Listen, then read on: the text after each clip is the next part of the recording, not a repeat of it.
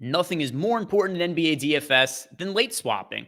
Between players getting ruled out unexpectedly, starting lineup changes, late swap is the number one way to gain leverage against the field and improve your lineups throughout the night. And it's never been made easier than it currently is with the new Stokastic late swap tool. While it is something that we had last year, we've made improvements on it this year, and I'm going to be going over that in this video. So as you're watching, if you do me a favor, like this video, subscribe to the channel, and if you're looking to sign up for any of our NBA packages, links are down below in the YouTube description box. Our core package, as well as our max package, it comes with access to our late swap tool, as well as things like our player projections, ownership projections, and our other suite of Sims tools. But let's start showing how we could leverage this tool to improve our lineups. The first thing you're going to want to do is download your CSV file from whatever site it is you're playing on, FanDuel or DraftKings. And also, when you're entering the late swap tool, make sure you have the right site selected that you're playing on. Also, make sure you have the right slate selected that you're playing on. After you've done that, go and upload your file.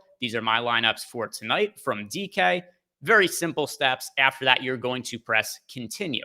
Now on this screen, you are going to start to see some of the new features we have this year, because we now have live ownership. And how this works is that when the slate actually starts playing out and games begin to lock, we begin to update our ownership using the actual ownership of players that have already locked. And we also have some of the marquee contests within here that you are probably going to be playing in. So you could select the exact ownership from that contest. So if you're seeing a contest where maybe Giannis Antetokounmpo is 20% owned in the $5, but in 888 contest, he is 30% owned. That will be accounted for, those differences in the late swap tool, as long as you select the contest that you're playing in. So for this, I'm going to select the 500K zone special. This was a $5 150 max contest, and this is the contest that I played in for the day. Now, you could also make some selections here. You could either upload a custom pool of lineups, you could generate a pool, or select live contest. If the contest that you're playing in is one of our selections here, this is what I recommend you choose. That is going to give you the most accurate results possible.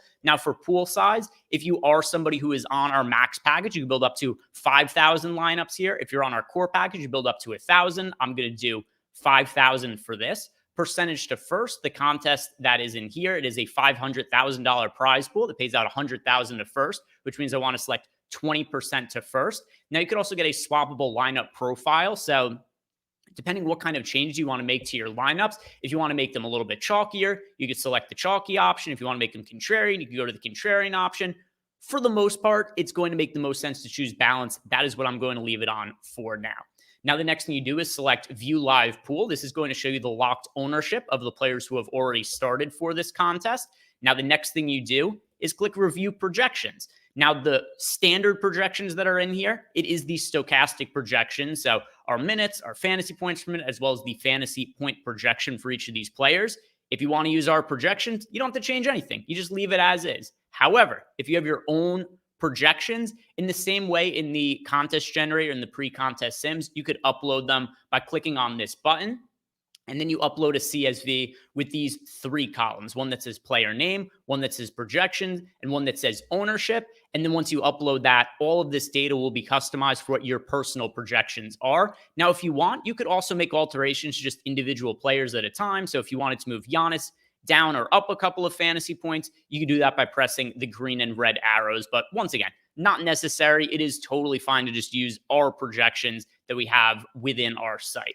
Now, after you have all of this situated, you've got any custom projections uploaded, and you're good with everything that is on the screen here, the next thing you're going to do is simply run the contest simulation.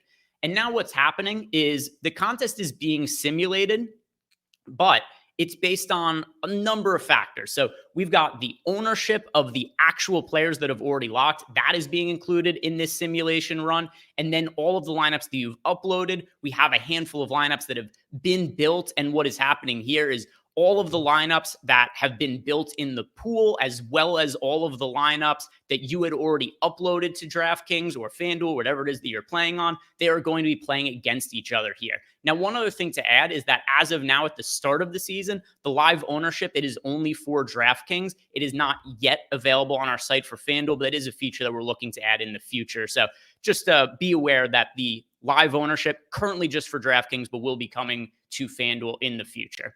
Now, at the time that I'm uploading these lineups, there's only one game left on the slate, so there's not actually that many swaps that I could be making at this point in time. But the purpose of this video is more just to show you guys the utility of how the tool works. Now, what you do from here is you then go quick favorite top ROI lineups if you don't want to make any kind of adjustments or anything. And that's usually how I personally use the tool. And especially because for something like NBA DFS late swap, we're usually pretty hamstrung for time. We usually don't have a lot of time to go through all of our lineups and comb through them like we might hours before lock or something like that. So I usually just quick favorite the top 150 and then export them and upload them directly to DraftKings, FanDuel, wherever I'm playing. And then you'll see down here that none of the lineups have been duped. So that means that none of the lineups that I have in here were being played more than once. And you'll see that of my 150 lineups, 4 of them had alterations made to them. That's where you could see any kind of changes that were made. If you want, you could click on the individual lineups here and you can see the drop down and see any potential changes. This lineup, all of the players were locked. So that means that there were no changes that could be made to it. Down here, you'll see this lineup, which did have James Harden in it. You'll see that it does have the option to switch to Steph Curry. But with that said, the lineup with Harden had a 134.7% sim ROI, and the Steph Curry lineup 64.3%. So that's why that lineup didn't end up changing to the other one, because the initial lineup ended up rating out better.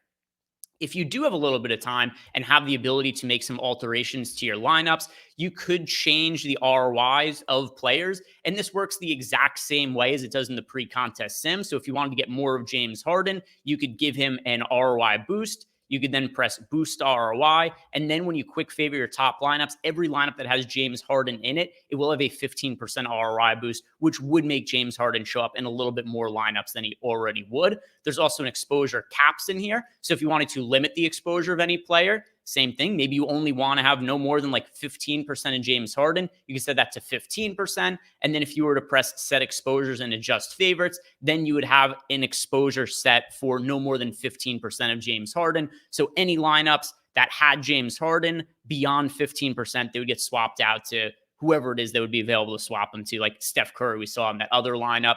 The default here is going to make it so that you cannot have duplicated lineups. But if you are somebody who likes to have lineups played more than once, or if you think that you have lineups that would be better if they were duplicated for whatever reason, you could make it so that duplicates are allowed in this process. But the default setting is to have duplicates disabled, and my preference is to not play dupe lineups of my own.